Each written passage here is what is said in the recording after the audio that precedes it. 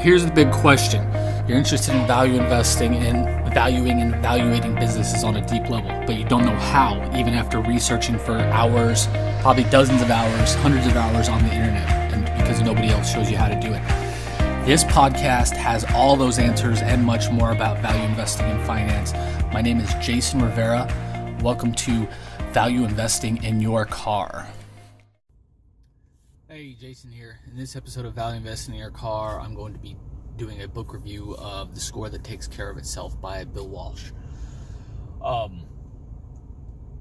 Before we get to that, I need to remind you that you can get this series and all the episodes in the series as a podcast for free anywhere in the world on all major podcasting platforms: Stitcher, Spotify, SoundCloud, iTunes, and more. Pretty much every major podcasting platform you can get this podcast for free, and all previous episodes for free, and listen to it on the go. Okay, so The Score That Takes Care of Itself, fantastic book by NFL coach Bill Walsh. If you're not in the United States, professional football over here, not, or what we call American football, we just call it football actually, but what non-US people call American football. He's a legendary coach for the San Francisco 49ers teams in the 80s, mostly early 90s. He essentially built an entire program, took the 49ers from a laughingstock in the NFL to winning 5 championships in a 15-year span while he was coaching and after he was directly after he was coaching. Essentially built the entire franchise from nothing. Again, they were laughingstock. I can't remember the story, but from the book, but there was a story of their previous GM right before, general manager. Again, for those not interested in sports, essentially they pick the team. They picked the players for the team. The previous general manager before Bill Walsh came on, he took over head coaching responsibilities, general manager responsibilities, and essentially, again, built the entire corporate team structure from scratch. The previous GM was fired for doing a horrible job and getting rid of players essentially just to get rid of them. The contrast between the previous general manager and Bill Walsh is just kind of insane. You have to read the book. I don't want to ruin the story for you. But this continues my thing of learning about leadership, constant improvement, mental models, constantly improving yourself, all these kind of things that I've been learning an enormous amount about for the last year and a half, 2 years or so. Highly recommend the book. If you're in any kind of leadership position, want to become a leader, a better leader, want to become a better person, want to become great, working towards becoming great, highly recommend the book. I even built my own team, or Bill Walsh has what he called a standard of performance. Essentially, not necessarily rules, but ideals to live up to for the entire organization, from the secretaries all the way up to the owner of the team, to the head coach, to the players.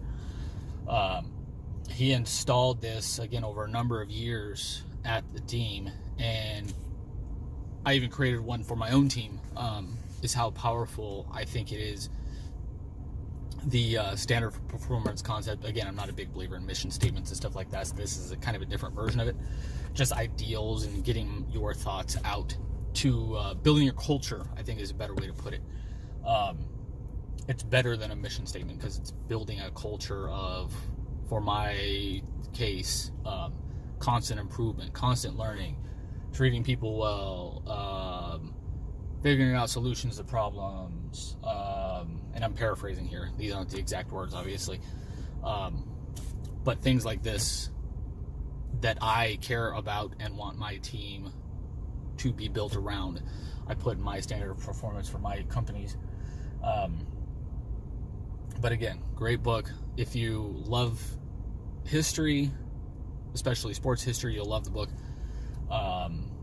If you like the NFL, you'll love the book.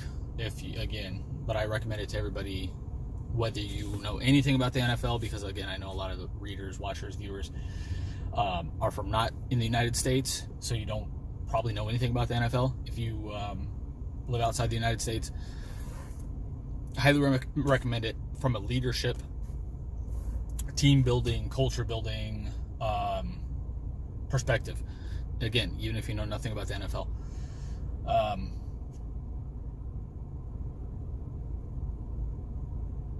Having said, I can't think of any. I was trying to think of something negative to say about the book.